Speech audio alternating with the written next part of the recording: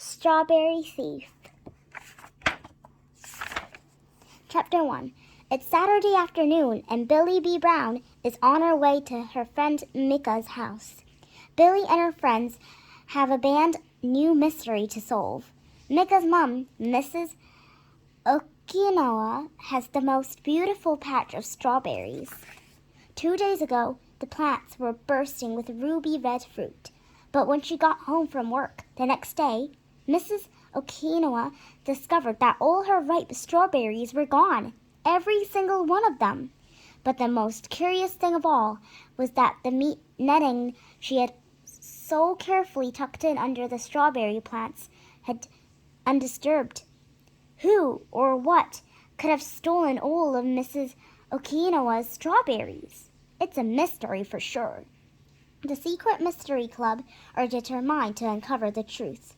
The SMC has arranged to meet at Micah's house to look for clues. Billy's mom is driving Billy and Jack there.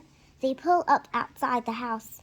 "See you, Mom," Billy says as she and Jack hop out of the car. Just then, Alex's car pulls up and he gets out. The three of them walk together to the front door. Billy whispers excitedly to Jack and Alex, "Can you believe it? Another new mystery to solve already. We must be the busiest spies in the whole neighborhood." "It's detective, Billy, remember?" Alex says, rolling his eyes. "Spies are like James Bond. Detectives are the ones that solve mysteries." "Same thing," Billy says with a shrug, and rings the doorbell.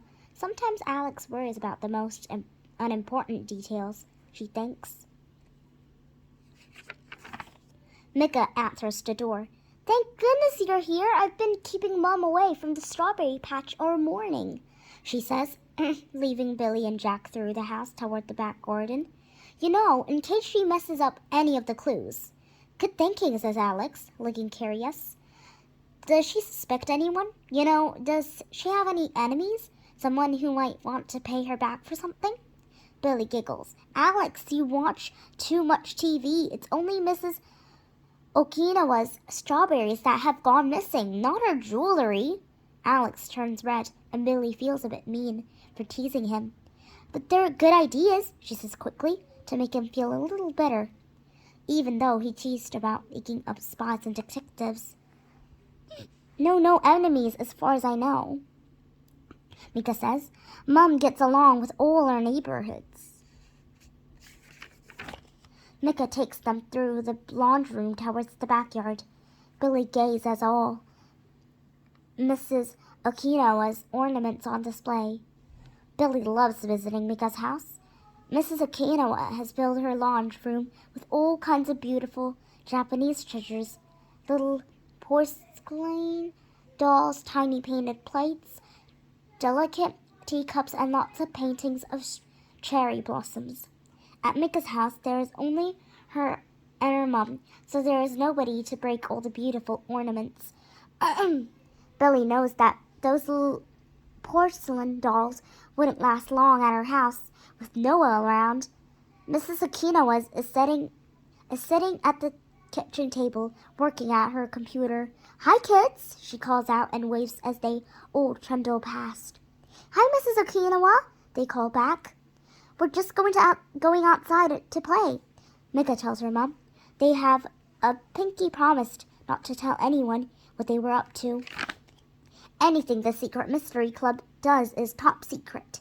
"Okay, come back in a little while and I'll get some snacks," Mrs. Okinawa says, smiling. "Thanks, Mrs. Okinawa," Billy says happily. She loves the snacks Micah's mom gives them. They come in fancy packaging, and they always are very sweet. Micah opens the back door into the garden. Billy sighs with envy. Billy's backyard is just patchy lawn, a vegetable patch, and some stinky chickens at the back.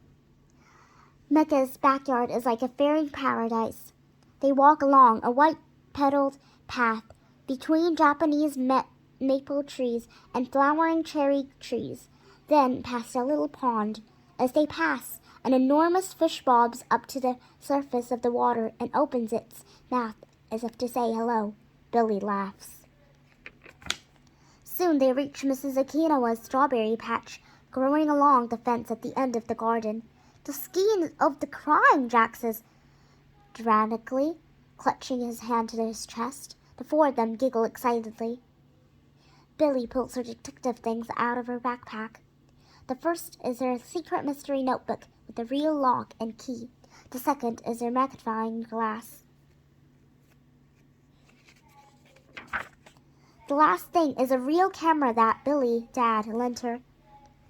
Billy is going to take lots of photographs of the skein of the crime for them to study later. Alex has brought along his voice recorder as well. He pulls it out of his pocket and turns it on. The Secret Mystery Club's next mystery," he says into his recorder in an important voice. "Who stole Mrs. Okinawa's strawberries?" He sticks his hand out, palm down. The other all slap their hands onto Alex's and call out loudly, "Cock-a-doodle-doo!" into the recorder. Then Alex plays it back for them to hear, and they all fall about laughing. Billy laughs the loudest of all. The Secret Mystery Club is the best fun ever.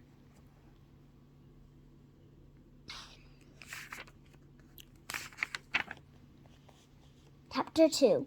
Billy puts her magnifying glass to her eye and leans it close to study the netting over the strawberry patch. It is propped on a bamboo frame and pegged neatly to the ground all around her the plants. I can't see any holes in the netting," she murmurs. She writes this fact down in her little book. Can I have a go with the magnifying glass?" Jack asks Billy. "I haven't had a turn with it yet." "Sure," says Billy, and she hands it to him. Then she takes the camera out of its case and begins snapping pictures of the strawberry patch.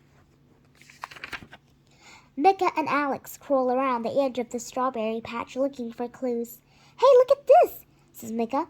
The others rush over to see what she found. There, caught in the net, it is a small brown feather. Billy takes a photograph of it. Jack studies it through the magnifying glass. "Well, it's not a magpie feather, that's for sure," he says. "If a magpie, it would be black and white." "It's probably a myna," says Alex importantly. He's the one who knows the most about birds. Birds and maths are his specialty. But if a bird took the strawberries, how could it get them through the net? "Your mom says it hadn't been touched, Micah." "That's true," said Micah. "But maybe its beak was small enough to poke through the holes in the net." Jack pokes his finger and thumb into a hole in the netting. He takes hold of one of the pale, unripe strawberries that the thief has left behind. Then he tries to pull it back through the hole in the netting. He shakes his head.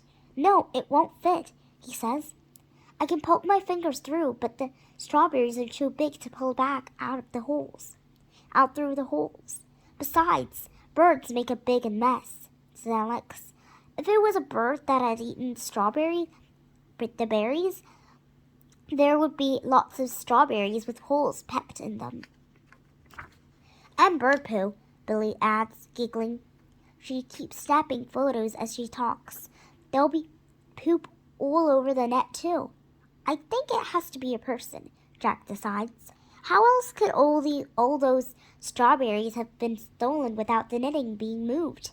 Only a person could lift up the netting and put it back again." "I agree," Micah says. "That's exactly what I thought." "Well, I don't have any ideas," Alex said, stepping back and taking off his glasses to clean with his t-shirt. "I mean, how can we possibly find out who stole the strawberries? They've probably eaten them by now anyway.